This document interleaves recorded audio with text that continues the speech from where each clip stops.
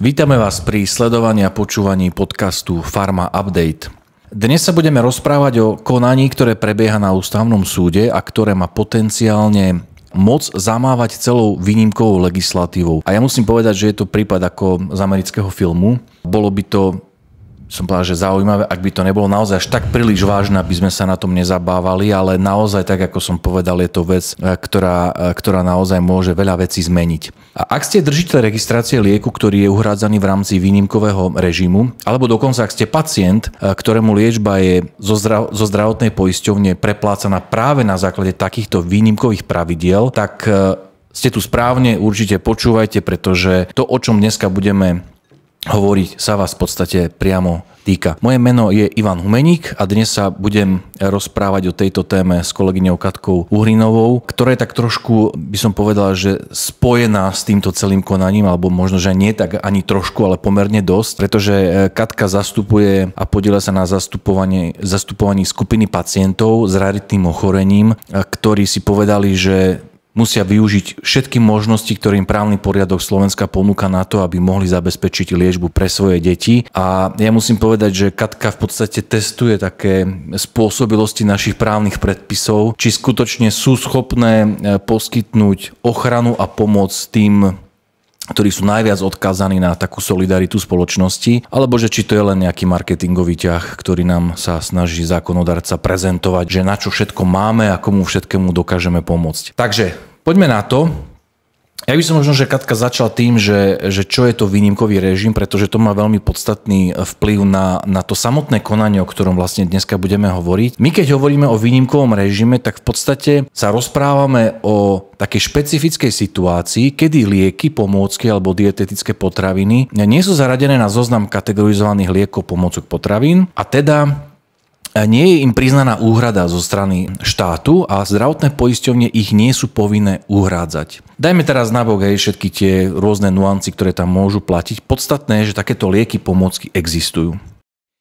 No a výnimkové pravidlá stanovujú, že aj v takomto prípade sa môže pacient, už teraz nehovorím úplne presne, ale nevadí, aby sme skrátili, aby sme neboli úplne takí formalisticko detailní, že sa jednoducho pacient môže obrátiť na zdravotnú poisťovňu so žiadosťou, aby mu napriek tomu takýto liek zaplatila.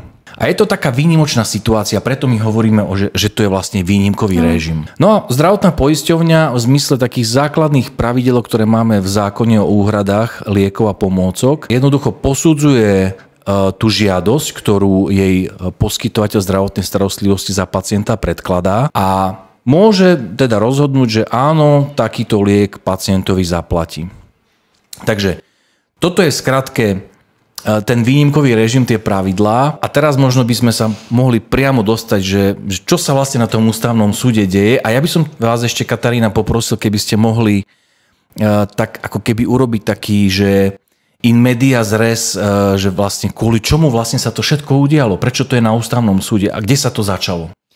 Tak začalo sa to vlastne tým, že prišli za nami teda tá skupina pacientov, ktorí, tak ako ste povedali, sa rozhodli, že teda budú bojovať za práva svojich detí, predsa len sú to deti, ktoré potrebujú nejakú liečbu. Tak teda sa na nás obrátili a teda robili sme všetko preto, čo vlastne nám jednak zákon dovoľoval, snažili sme sa aj mimosúdne nejako... Aj akrobaticky.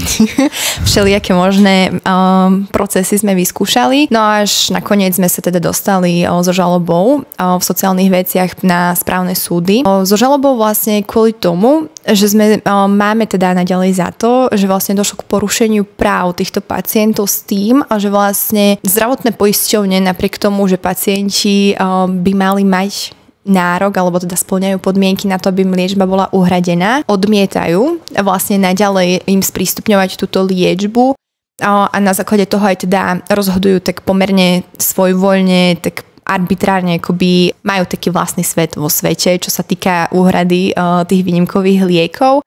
No a nakoniec teda v jednom prípade na správnom súde pani sudkyňa sa rozhodla, že právna úprava, na základe ktorej môžu pacienti teda žiadať o úhradu týchto výnimkových liekov, nie je v súlade s ústavou Slovenskej republiky. Pre takú úplnosť, možno pre kontext ľudí, ktorí teda nemajú právne vzdelanie, právne predpisy, ktoré používame v Slovenskej republike, musia byť v súlade s princípami, na ktorých je vlastne vystavená naša ústava Slovenskej republiky. To je to gro, ten základný kameň, od ktorých vlastne majú vychádzať aj ostatné naše právne predpisy.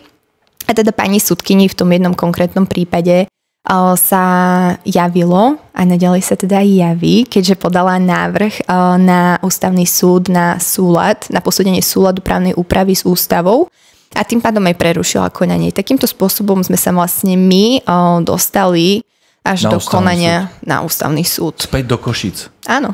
Z Bratislavy do Košíc. Ja by som ešte možno podotkol jednu vec, že to samotné, o čom tu hovoríme, už len tie podania na tie správne súdy, že pacienti v podstate tvrdia na tých správnych súdoch, že rozhodnutia poisťovní sú nezákonné a že sú to rozhodnutia, ktoré podliehajú posúdeniu správneho súdu, je vlastne veľké novum. Že už aj to je akože taká novinka, že to naozaj, lebo v zákone to tak úplne nie je uvedené a preto ja som na začiatku spomenul, že robíme aj rôzne akrobatické kúsky, to znamená, že v zásade také prvé pokusy v danej oblasti a už tuto asi v 5 prípadoch sú rozhodnutia súdov, ktoré sa stotožňujú s týmto argumentom, že poisťovňa koná ako v podstate orgán verejnej moci, keď rozhoduje o žiadosti pacienta o výnimkovú liečbu. Ale späť k tomu ústavnému súdu, čo sa vlastne môže stať, lebo teraz je to vlastne je to na ústavnom súde. Ja možno by som len vysvetlil, že ako ten ústavný súd vlastne rozhoduje, lebo Katka už v podstate vysvetlila, že dostalo sa to tam, už to, že to išlo do ďalšieho toho konania, že to bolo prijaté na konanie, svedčí o tom, že ten ústavný súd v tom vidí ako keby dôvod sa tým zaoberať. Že? Dobre hovorím. Vidí nejaký problém. No to konanie na ústavnom súde predtým, než vlastne sa tým ústavný súd naozaj začne zaoberať a začne riešiť samotné podanie konkrétne, má také 2 stupne v zásade, kde najprv to posudzuje sudca spravodajca, ktorý rozhoduje o tom, že či to podanie, ktoré prišlo, ten návrh, ktorý podala pani sudkyňa, je opodstatnený, či je to naozaj nejaký návrh, na základe ktorého môžu začať konanie. Tu sudca povedal, že áno. Následne to vlastne prejednal aj Senát neverejne, kde vlastne rozhodol, že v celom rozsahu príjma ten návrh, teda považuje všetky tie konkrétne ustanovenia, ktoré boli v tom návrhu napadnuté, že sú už tu, možno môžeme tak trošku predvídať, že sa javia, že mohli by byť potenciálne že vlastne, že má pravdu. V rozpore že tá s ústavou. Keď sa pozerala na tú našu žalobu a pozerala sa na tie argumenty, kde hovoríme, že jednoducho tak, ako sú nastavené tie pravidlá, že to nie je v súlade s kostolným poriadkom a v podstate v súlade s ústavou, pretože tam sú naozaj ako keby konkrétne dôvody, kde tí pacienti hovoria, že sú vlastne diskriminovaní, že tak ako sú tie pravidlá nastavené, že nemajú rovnaký prístup k zdravotnej starostlivosti ako iné skupiny obyvateľov. A toto je jedna z viacerých vecí, ktoré sudkyňa vlastne v tom návrhu na ústavný súd ako dôvod, prečo si myslí, že tá konkrétna právna úprava v tom zákone 363 je v rozpore s ústavou uviedla. A možno, že toho by sme sa mohli teraz aj dotknúť, že podľa mňa nepoďme úplne do nejaké hĺbky, aby sme sa tu nezavzdušňovali právnou terminológiou, aby nám tu vlastne posluchači nezaspali.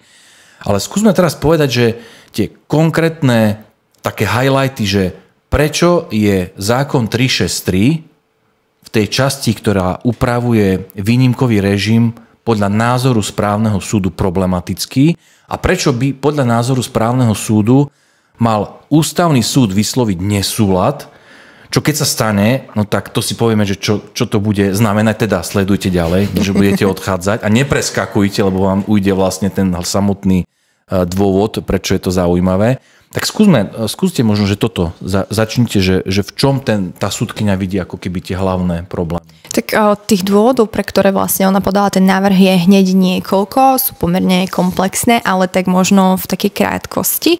Tak hlavne považovala právnu úpravu, na základe ktorej pacienti žiadajú vlastne o úhradu tých výnimkových liekov za právne neistú, za nepredvídateľnú, za neurčitú, za takú, ktorá vlastne znevýhodňuje tých pacientov, ktorá vlastne po finančnej stránke nie je žiadnym spôsobom pre nich spravodlivá. Čo to znamená konkrétne? Prečo? Tak v konkrétnosti, keď pôjdeme tak postupne, vlastne tú právnu neistotu a tú neurčitosť vlastne pani sudkyňa v tom návrhu videla v tom, že ako ste povedali na začiatku, že terminologicky možno nesedíme, že pacient podáva tú žiadosť, tak úplne to tak teda nie je. V zákone je povedané, že je to poskytovateľ zdravotnej starostlivosti. Ktorý podáva žiadosť ako keby za v mene pacienta. Áno. Ako zákonodarca je zjavné, že to je takto myslené vlastne, lebo ten poskytovateľ, alebo ten ošetrujúci lekár nedáva tú žiadosť pre seba, on tú liečbu nepotrebuje, to ten konkrétny pacient. A to je vlastne jedna z prekážok, ktorú aj pani sudkyňa teda videla, že tí pacienti nemôžu samostatne konať a nemôžu žiadať samostatne a materializovať svoje vlastné právo, ktoré im je garantované. A máte ochranu tým pádom. Áno. No jasné. Predstavňme si vlastne to, že chcete sa niečoho domôcť, ale aby ste sa k tomu domohli, potrebujete ako nevyhnutnú podmienku pomôcť niekoho iného. Áno. Ale ten iný nemá povinnosť to robiť. Áno. A tým pádom on ten napríklad lekár vám môže povedať, že potrebujete, ale ja na to nemám čas. Ja nemám čas podať žiadosť na poisťovňu. A to môže byť úplne, že pravda. Že on je vyčerpaný, jednoducho padá na ústa, lebo má toľko pacientov, kde on má čas vypisovať nejaké papiere. No a je to pomerne komplexná vec. To je vlastne problém. A to je vlastne problém. Že ten pacient v takomto prípade naozaj je ako keby odsunutý do úzadia a nevie si zastať svojich práv. Áno. A nie len, že v tom prvom kroku, ale ak zdravotná poisťovňa nesprávne rozhodne, alebo teda nespravodlivo, nezákonne rozhodne, ani nevie podať odvolanie sám, nevie si nevie účinne hájiť svoje práva, ktoré mu ústava dáva. Takže toto je jeden z dôvodov. Ďalším dôvodom vlastne, pre ktoré pani sudkyňa podala ten návrh, je aj tá skutočnosť, že zdravotné poisťovne sú tie, ktoré si stanovujú podmienky, na základe ktorých oni potom rozhodnú o tom, že či pacient môže alebo teda nedostane tú liečbu, čo vlastne nie je v súlade s ústavou žiadnym spôsobom, lebo vlastne obmedzovať práva alebo prístup k právam, ktoré nám garantuje ústava, môžeme len na základe zákona. A tu teda sa to nedomyslelo až do takého rozmeru, že zdravotná poisťovňa, ktorá teda nie je žiadnym spôsobom zákonodarca, ani nemá žiadne také kompetencie, ani nemá žiadne nastavené limity, ani spôsob, akým vlastne k tomu má pristúpiť. Samozrejme bude hajiť v prvom rade svoje vlastné záujmy. Nemôžeme zabudnúť na to, že zdravotné poisťovne sú v prvom rade finančnými inštitúciami, ktoré vlastne poskytujú a sprostredkovajú nejakým spôsobom zdravotnú starostlivosť pre svojich poistencov. Z verejných zdrojov. Áno, ale sú to vlastne, stále sa bavíme o peniazoch. No a mne to pripadá, že taká paralela trošku pritiahnutá za vlasy, že to je niečo podobné, ako keby sme povedali, že na diaľnici môžete ich 130 km max, ale keď idete okolo tejto dediny, tak podnikateľ, ktorý tam má najväčší výrobný areál, sa môže rozhodnúť, že tam môžete ísť len 30. No, presne tak. Že on vám určí, že kde sú hranice jednoducho tej rýchlosti, ktorou môžete ísť. Je to vlastne súkromný subjekt, a jemu zveríme, že rozhodni sa ako chceš, ty si môžeš rozhodnúť, že či, alebo dokonca, že či tam môžu ísť auta, že môžete zastaviť. Pričom je to regulácia, čo sa týka aj bezpečnosti premávky, ktorá je zverená štátu, aby ju robil. A to je vlastne ten problém, na ktorý správny súd poukazuje, že asi nemôžeme nechať určovanie limitu, kde je naše právo na bezplatnú zdravotnú starostlivosť podnikateľovi. Presne tak. Ktorý ale dokonca hospodári s verejnými zdrojmi. No, áno. Čo je vlastne trošku také anomálne, alebo ako anomália. No. Čo tam ešte máme ďalej? V čom vidí správny súd v Bratislave problém ďalej? Okrem toho vlastne je problémom aj to, že pri výnimkových liekoch sa vlastne rozpočet každým rokom znižoval, čo vlastne znamená napríklad v reálnom kontexte, že pacienti, ktorí sa dostali akoby, dajme tomu v úvodzovkách, sa postavili do radu prvý, tak oni už majú zrazu nárok na to, aby tam liečba... Ako keby prednosť. Áno. Aby im tá liečba bola vlastne uhrádzaná, lebo oni už sú v očiach zdravotnej poisťovne rozlíčenými pacientami, ale tí pacienti, ktorí prichádzajú akoby rok neskôr, na nich už úplne neostáva a žiadnym spôsobom sa vlastne na to nemyslí, že teda tí pacienti nemôžu za to, že u nich chráň Boh sa rozvinula nejaká choroba neskôr, že ako ako majú byť tieto problémy riešené a ženým spôsobom to teda nie je v zákone upravené. Ústava ale nám hovorí, že všetci, aj títo pacienti, majú právo na bezplatnú zdravotnú starostlivosť. Áno, jasné. Lebo toto je veľmi podstatné, lebo mne to tak prípada, že je to dvojnásobná smola. Nielen, že máte nevylečiteľnú chorobu, ale ste ju dostali aj neskoro. Áno. Lebo vás niekto predbehol. A vlastne už nemôžete byť liečení, lebo ako na účet štátu, lebo niekto iný mal ju skôr. Takže to je vlastne také perfidné, že ten mal šťastie, že mal skôr, lebo sa dostal na rad ako skôr a už na vás nevychádza proste. Lebo pozor, tu sa nerozprávame o tom, že štát má zaplatiť každý liek. Ano. To vôbec nie je o tom. My sa vlastne rozprávame o tom, že štát má prijať také pravidlá, ktoré zaručia spravodlivý prístup. A výsledkom spravodlivosti môže byť aj to, že sa povie, že vám nemôžeme dať. Áno. To môže byť spravodlivé. V tomto prípade to však vlastne ten správny súd v Bratislave, ktorý dával to podanie na ústavný súd, vlastne ako keby namieta to, ako je to teraz v zákone 363, že jednoducho takáto zásada nie je dodržaná, lebo vlastne vytvára poisťovni možnosť akoby zvýhodňovať pacientov bez zákonného dôvodu, keby som to takto povedal. Áno, a nehovoriac o tom, že vlastne na Slovensku nám fungujú 3 zdravotné poisťovne, pričom každá z nich má vlastné pravidlá, čo znamená, že nielen, že pacienti v rámci zdravotnej svojej poisťovne sú znevýhodňovaní, oni sú znevýhodňovaní a diskriminovaní v zásade aj naprieč tými 3 zdravotnými poisťovňami. Čo je ale tým akože najväčším kameňom úrazu, o ktorom podľa mňa veľmi pekne hovorila aj pani sudkyňa v tom návrhu, je tá skutočnosť, že v prípade, ktorý my máme, pacienti spĺňajú všetky požiadavky alebo predpoklady zdravotnej poisťovne na to, aby im tú liečbu uznala. Teda naozaj, keď sme si prešli zoznam tých kritérií, ktoré tam sú, tak na 100% sú tie kritériá naplnené.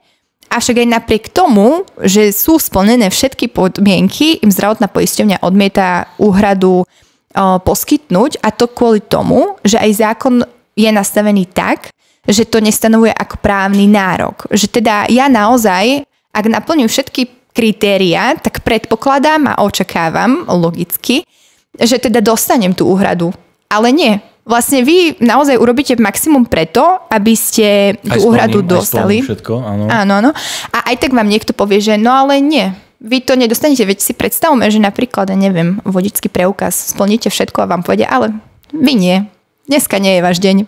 To je ako v rozprávke, hej, že 3 vlasy deda vševeda, že musím ísť tam vytrhnúť tomu, ma nezožerie, tamtému musím dať čo ukradnúť. Hej, aby som prišiel, dostal princeznu a nakoniec ten kráľ potom všetko, jak príjem dotlčený, všetko splní, mi povie, máš, hej, všetko si splnil? No, aj tak nedostaneš princeznu. Hej, ja viem, že si všetko splnil, ale ako ja ti to nemusím dať. To vlastne, keby sa takto rozprávky mali končiť, to by bola veľká katastrofa. No, to význam. Je to taký vlastne konkrétny a reálny Ale svet. možno by sme potom nežili tak, ako žijeme teraz, že očakávame, že keď to splníme, že to dostaneme. No, v tom vlastne aj ten správny súd vidí ako keby ten rozpor, alebo on veľmi pekne poukazoval v tom návrhu na to, ako je to v Českej republike. Ano. Pretože tam je, nechcem povedať, že podobný, ale v mnohých tých aspektoch je to podobné, že aj tam máme určitý výnimkový režim. Jeden rozdielov je ten, že ak český pacient splní tie kritériá, tak tam proste tú náhradu za tú liečbu dostane. Áno. Nie je tam také, že si môže poisťovňa povedať, že splnili ste, ale my vám to nedáme aj tak. Pričom v Českej republike to majú nastavené tak, že základným kritérium v zásade, ktoré sa hodnotí, je to, že či sa jedná o jedinú vhodnú možnosť pre toho daného pacienta. To naozaj majú oni v popredí. My to v zákone síce máme stanovené, zdravotné poisťovne na to úplne neprihliadajú a ten prípad, ktorý naozaj my riešime, neviem, či sme to spomenuli, ale títo pacienti reálne majú jeden jediný liek ako dostupnú možnú liečbu na celom svete. Naozaj neexistuje žiaden iný liek, ktorý by mohli brať, alebo nejaká iná alternatíva. Naozaj, čo žiadame... Dokonca iný liek nemajú ani v Rusku. A to už, ako by som povedal, že je rarita. Je rarita, lebo tam majú určite všetko. To budeme vystrihovať? Uvidíme. Dobre, takže skutočne je to liek, ktorý len jeden jediný na svete. V tom je to ešte, by som povedal, také výnimočné v rámci tej výnimkovej liečby. Dobre, poďme k záveru.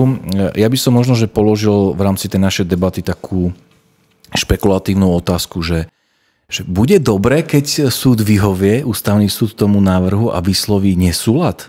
Lebo čo sa stane? Povedzme si, čo sa stane, ak súd vysloví nesúlad, to znamená, že pozrie sa na ten návrh pani doktorky sudkyne z Bratislavy a povie, ona má vlastne pravdu, áno, tá 363 v týchto častiach, ktoré ona vylistovala, že sú podľa jej názoru protiústavné, oni sú skutočne protiústavné. Tak v takom prípade sa stane to, že tieto ustanovenia stratia účinnosť momentom vyhlásenia v zbierke zákonov. Ano.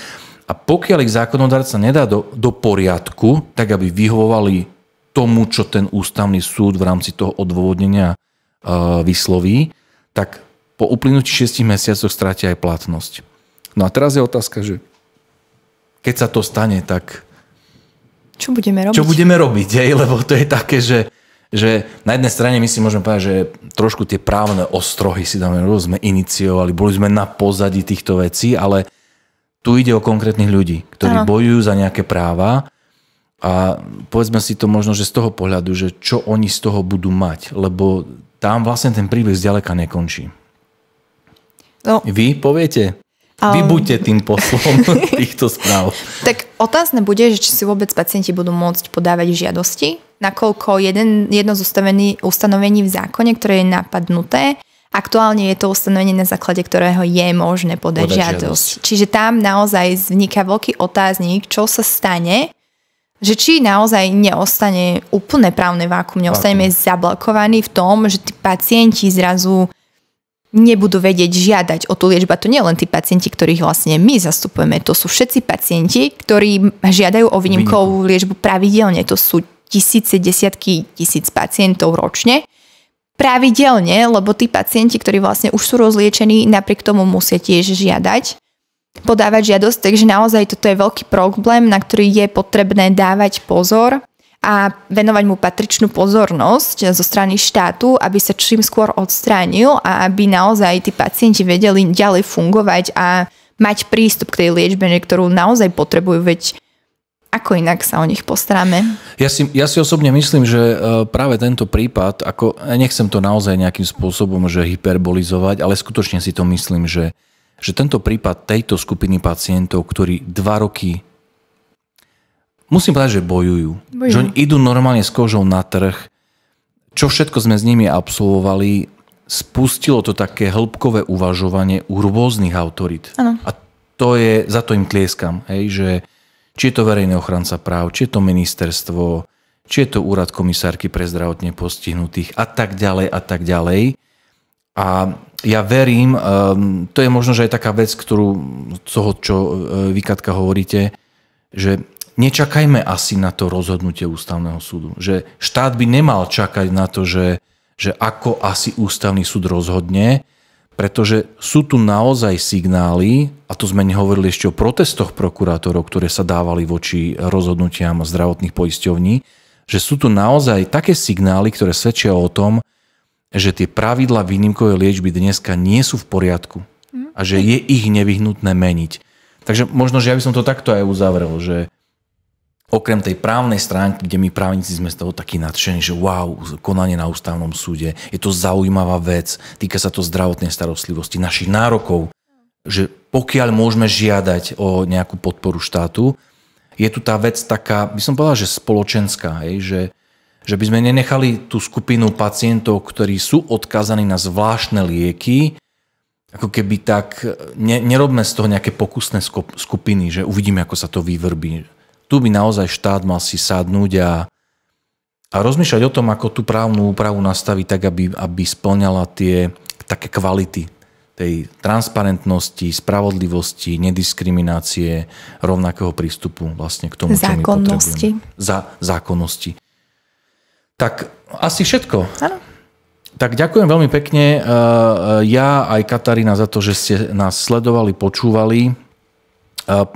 Určite budeme radi, ak si dáte ak postlačate všetky gombiky na platforme, ktorú využívate na sledovanie a počúvanie podcastov na to, aby ste si dali odber, zvončeky, páčiky, neviem čo všetko je, aby vám to tá vaša platforma pripomenula a aby ste si nás vypočuli aj na budúce. Ďakujeme veľmi pekne za pozornosť.